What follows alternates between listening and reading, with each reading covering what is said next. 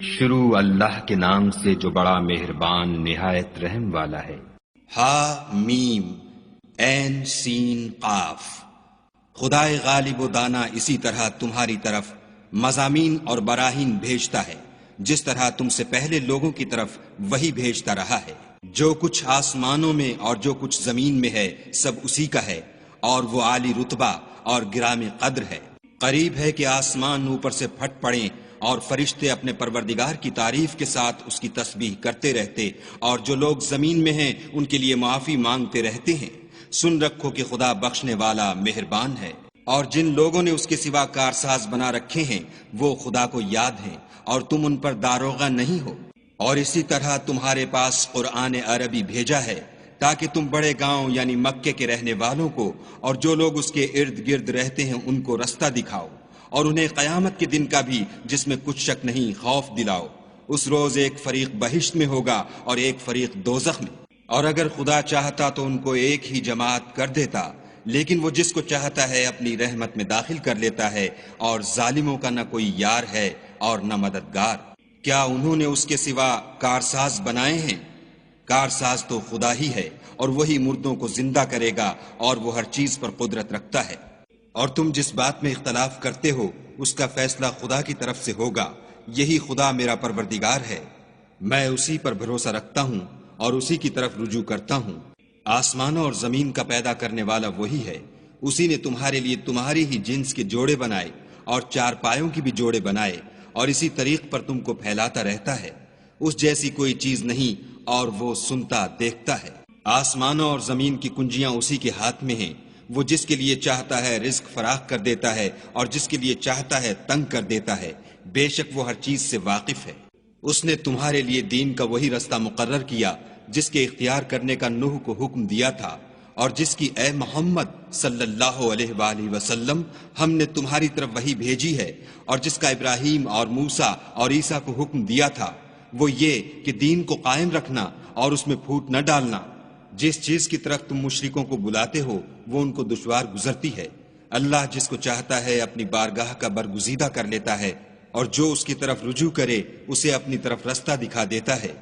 اور یہ لوگ جو الگ الگ ہوئے ہیں تو علم حق آ چکنے کے بعد آپس کی ضد سے ہوئے ہیں، اور اگر تمہارے پروردگار کی طرف سے ایک وقت مقرر تک کے لیے بات نہ ٹھہر چکی ہوتی تو ان میں فیصلہ کر دیا جاتا، اور جو لوگ ان کے بعد خدا کی کتاب کے وارث ہوئے وہ اس کی طرف سے شبہ کی الجھن میں پھنسے ہوئے ہیں۔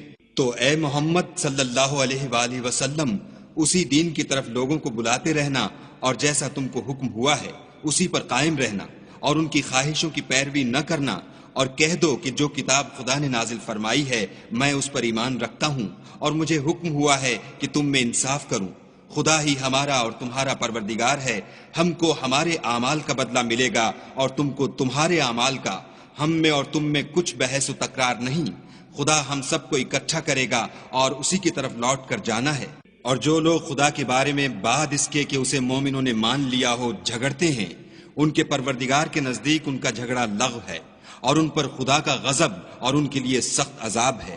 خدا ہی تو ہے جس نے سچائی کے ساتھ کتاب نازل کی اور عدل و انصاف کی ترازو، اور تم کو کیا معلوم شاید قیامت قریب ہی آ پہنچی ہو۔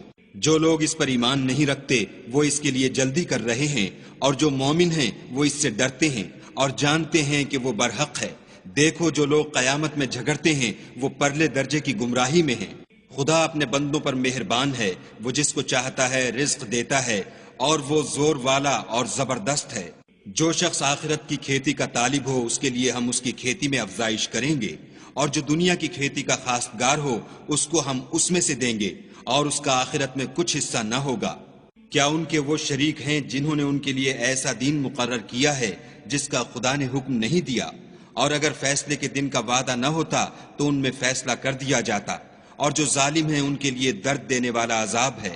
تم دیکھو گے کہ ظالم اپنے اعمال کے وبال سے ڈر رہے ہوں گے، اور وہ ان پر پڑھ کر رہے گا، اور جو لوگ ایمان لائے اور نیک عمل کرتے رہے وہ بہشت کے باغوں میں ہوں گے۔ وہ جو کچھ چاہیں گے ان کے پروردگار کے پاس موجود ہوگا، یہی بڑا فضل ہے۔ یہی وہ انعام ہے جس کی خدا اپنے بندوں کو جو ایمان لاتے اور عمل نیک کرتے ہیں بشارت دیتا ہے۔ کہہ دو کہ میں اس کا تم سے صلہ نہیں مانگتا، مگر تم کو قرابت کی محبت تو چاہیے، اور جو کوئی نیکی کرے گا ہم اس کے لیے اس میں ثواب بڑھائیں گے، بے شک خدا بخشنے والا قدردان ہے۔ کیا یہ لوگ کہتے ہیں کہ پیغمبر نے خدا پر جھوٹ باندھ لیا ہے؟ اگر خدا چاہے تو اے محمد صلی اللہ علیہ وآلہ وسلم تمہارے دل پر مہر لگا دے، اور خدا جھوٹ کو نابود کرتا اور اپنی باتوں سے حق کو ثابت کرتا ہے، بے شک وہ سینے تک کی باتوں سے واقف ہے۔ اور وہی تو ہے جو اپنے بندوں کی توبہ قبول کرتا اور ان کے قصور معاف فرماتا ہے، اور جو تم کرتے ہو سب جانتا ہے۔ اور جو ایمان لائے اور عمل نیک کیے ان کی دعا قبول فرماتا اور ان کو اپنے فضل سے بڑھاتا ہے، اور جو کافر ہیں ان کے لیے سخت عذاب ہے۔ اور اگر خدا اپنے بندوں کے لیے رزق میں فراخی کر دیتا تو زمین میں فساد کرنے لگتے، لیکن وہ جس قدر چاہتا ہے اندازے کے ساتھ نازل کرتا ہے، بے شک وہ اپنے بندوں کو جانتا اور دیکھتا ہے۔ اور وہی تو ہے جو لوگوں کے نا امید ہو جانے کے بعد مہ برساتا اور اپنی رحمت یعنی بارش کی برکت کو پھیلا دیتا ہے، اور وہ کارساز اور سزاوار تعریف ہے۔ اور اسی کی نشانیوں میں سے ہے آسمانوں اور زمین کا پیدا کرنا، اور ان جانوروں کا جو اس نے ان میں پھیلا رکھے ہیں، اور وہ جب چاہے ان کے جمع کر لینے پر قادر ہے۔ اور جو مصیبت تم پر واقع ہوتی ہے سو تمہارے اپنے فعلوں سے، اور وہ بہت سے گناہ تو معاف کر دیتا ہے۔ اور تم زمین میں خدا کو عاجز نہیں کر سکتے، اور خدا کے سوا نہ تمہارا کوئی دوست ہے اور نہ مددگار۔ اور اسی کی نشانیوں میں سے سمندر کے جہاز ہیں جو گویا پہاڑ ہیں۔ اگر خدا چاہے تو ہوا کو ٹھہرا دے اور جہاز اس کی سطح پر کھڑے رہ جائیں۔ تمام صبر اور شکر کرنے والوں کے لیے ان باتوں میں قدرت خدا کے نمونے ہیں۔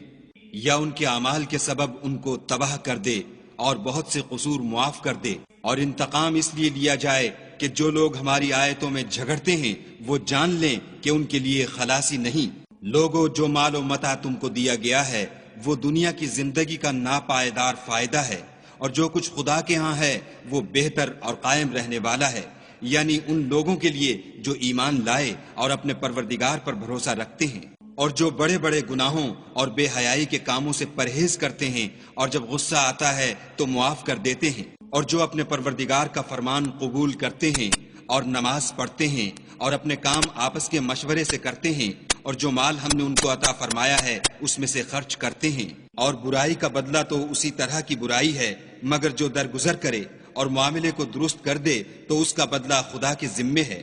اس میں شک نہیں کہ وہ ظلم کرنے والوں کو پسند نہیں کرتا۔ اور جس پر ظلم ہوا ہو اگر وہ اس کے بعد انتقام لے تو ایسے لوگوں پر کچھ الزام نہیں۔ الزام تو ان لوگوں پر ہے جو لوگوں پر ظلم کرتے ہیں اور ملک میں ناحق فساد پھیلاتے ہیں، یہی لوگ ہیں جن کو تکلیف دینے والا عذاب ہوگا۔ اور جو صبر کرے اور قصور معاف کر دے تو یہ ہمت کے کام ہیں۔ والذین اذا اصابهم البغی هم ينتصرون، اور جو ایسے ہیں کہ جب ان پر ظلم و تعدی ہو تو مناسب طریقے سے بدلہ لیتے ہیں۔ وجزاء سیئۃ سیئۃ مثلها فمن عفا واصلح فاجره على الله انه لا يحب الظالمین۔ اور جس شخص کو خدا گمراہ کرے تو اس کے بعد اس کا کوئی دوست نہیں، اور تم ظالموں کو دیکھو گے کہ جب وہ دوزخ کا عذاب دیکھیں گے تو کہیں گے کیا دنیا میں واپس جانے کی کوئی سبیل ہے؟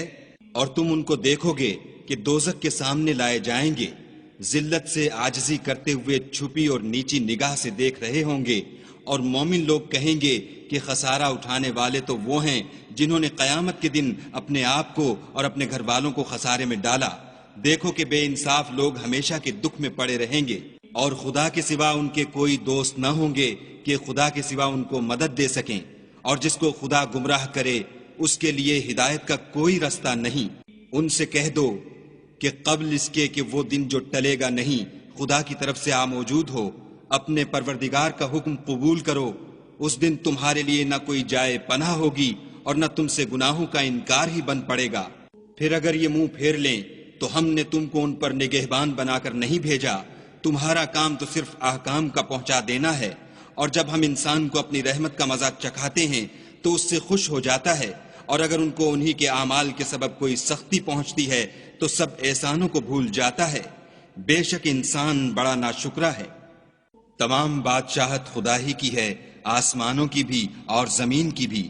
وہ جو چاہتا ہے پیدا کرتا ہے، جسے چاہتا ہے بیٹیاں عطا کرتا ہے اور جسے چاہتا ہے بیٹے بخشتا ہے، یا ان کو بیٹے اور بیٹیاں دونوں عنایت فرماتا ہے، اور جس کو چاہتا ہے بے اولاد رکھتا ہے، وہ تو جاننے والا اور قدرت والا ہے۔